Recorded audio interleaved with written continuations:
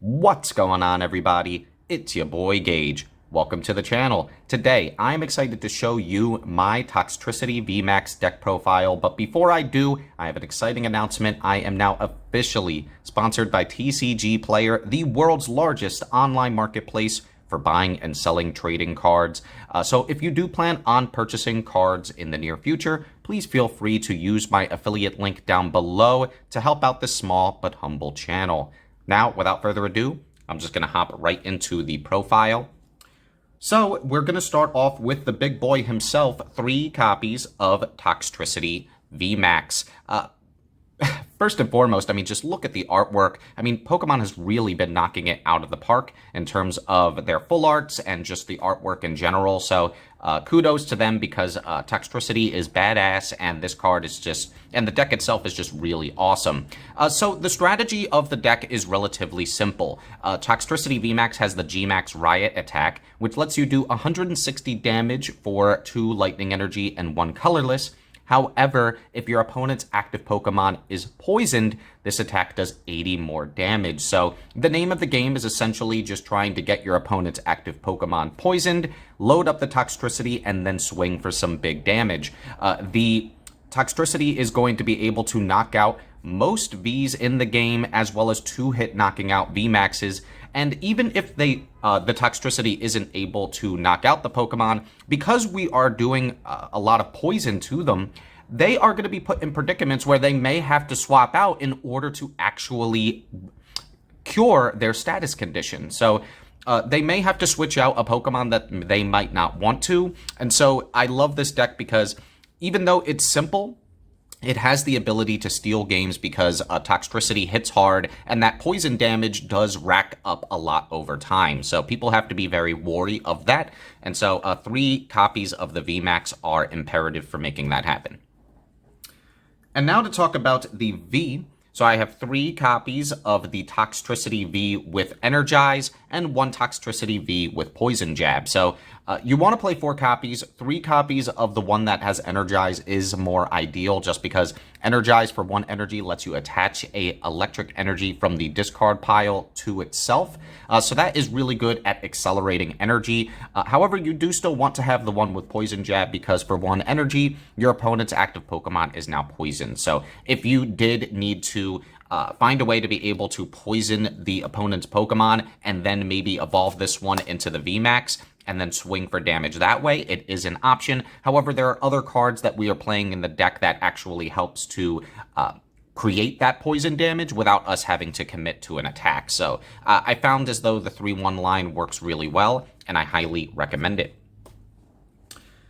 Now for some extra supporter mons, we are playing 2 copies of Bellsprout, as well as 2 copies of Weepinbell with Dangerous Mucus. So the Weepinbell's ability is when you evolve this Pokemon when you play this Pokemon from your hand to evolve your Bellsprout, you can then make your opponent's active Pokemon burned and poisoned. So that's really good because obviously you're setting up for the VMAX. However, even if you aren't able to swing with the VMAX, burning and poisoning your opponent means that in between turns, they're potentially taking up to 30 damage every turn unless they either get lucky with the coin toss or if they manually switch to the bench so that they can cure the status condition. So this is actually really good because it puts your opponent on a clock where they have to constantly look out for their own for the amount of damage that they are taking, because even just 10 damage from the poison every single turn can add up. So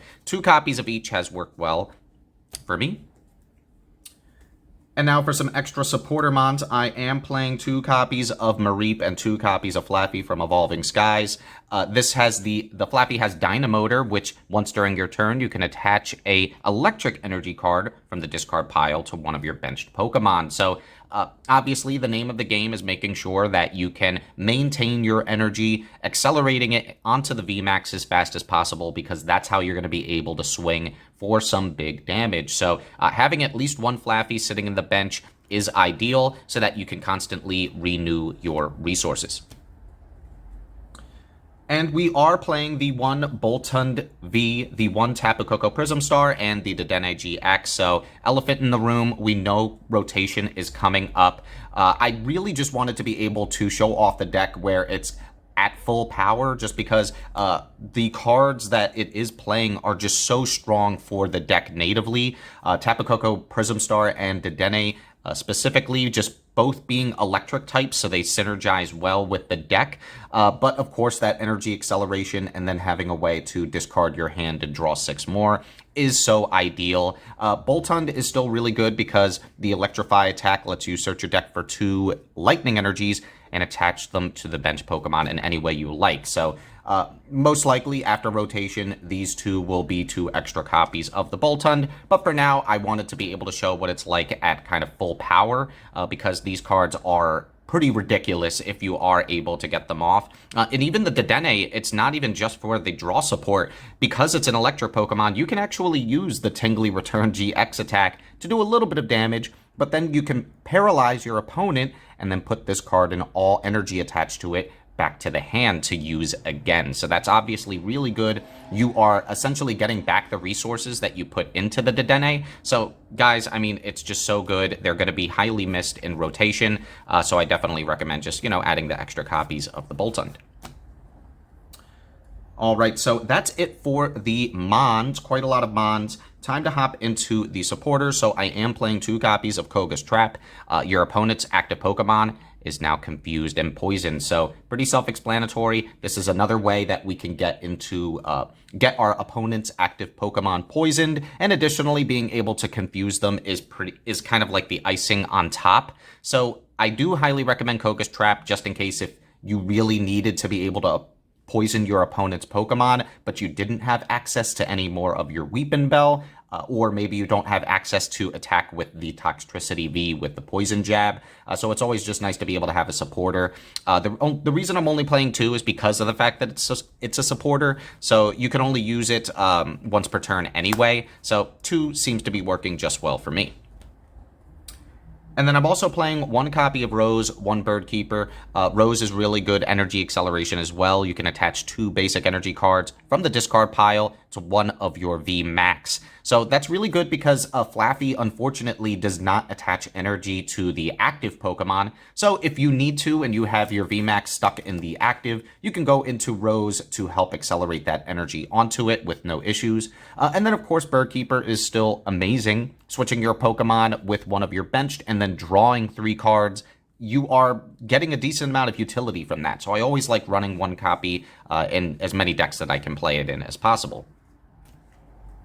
And then, of course, we are playing 4 copies of Marnie. It's going to be staple draw support in every deck moving forward. Of course, each player shuffles their hand, puts it at the bottom of the deck, and then you essentially draw 5, your opponent draws 4. So this is one of the few cards in the game that interrupts your opponent, and that's why it's really good. You obviously don't want to give your opponent or allow your opponent to have a ton of resources at their disposal, because card advantage is key, right? So you don't want your opponent to have any additional resources to be able to deal with your board. So that's why Marnie is still really good. And of course, we're playing a lot of evolutions, right? So there are going to be times where you just draw into the evolutions, but you don't have the basics. So sometimes you just need to give yourself a fresh hand as well and hope to draw into something a little bit better.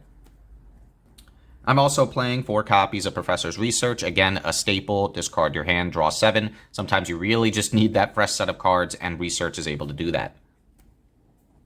2 copies of Boss's Orders, just in case your opponent is trying to hide in the bench. Obviously, they're going to be doing a lot of swapping out to keep from their Pokemon from taking consistent poison damage. So Boss's Orders is really good. You don't need to run more of this. You really just need to make sure that you have at least 1 so that you can go in for that big knockout when the time comes.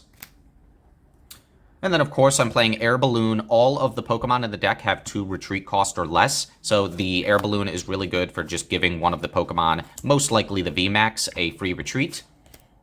And then, of course, 2 copies of Switch, because you don't always want to hard retreat, because it is once per turn, so being able to switch means that you could hard retreat and then switch it again if necessary.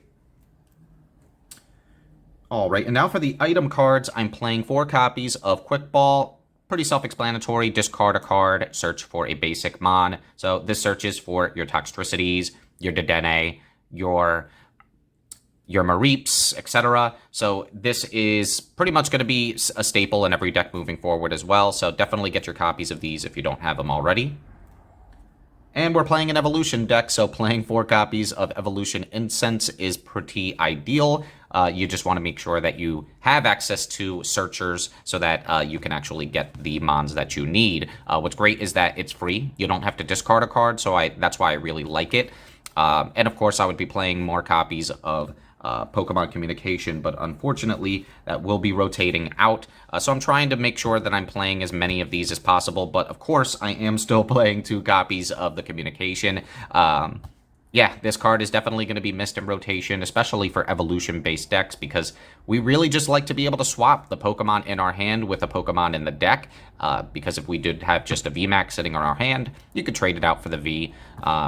If you did have the VMAX in your hand and you already had the V, then you could swap this out for something like a Dedenne. So it gives you a free, essentially a free way to discard your hand and then draw into more cards. Honestly, it is a little broken, but that's why we play it, and that's why I'm going to continue to until rotation hits. All right, and then for the last item, I am playing one Pokegear 3.0, looking at the top 7 cards of the deck, reveal a supporter, add it to the hand. We're playing a lot of different types of supporters, so sometimes you just want to fire off the Pokegear in hopes of finding your specific Koga's Trap, your boss's orders, etc. So I just like running the 1 copy. Now for the stadium, we're only playing 2 copies of the Stormy Mountains from Evolving Skies. Once during each player's turn, that player may search their deck for a basic Electric Mon or Dragon Mon and put it on their bench. So obviously this is really good. We're an electric-based deck, so this is going to search for all of your basic Mons. And of course, you just want to be able to have access to a stadium. I feel like it can be really rough when you allow your opponent to just kind of sit on their own stadium and gain advantage, or to be able to knock out annoying stadiums like Old Cemetery. So having your own that is actually a really decent searcher is really awesome to play. So I highly recommend at least 2 Stormy Mountains, maybe even more if you really want to search for your Mons, but I feel like the Quick Balls are a pretty decent alternative for that. And then, of course, because we are still in this format, we are playing the Speed Lightnings. That's really what helps to make Electric decks super consistent, because when you attach this onto the Mon, you can draw 2 cards, so pretty awesome.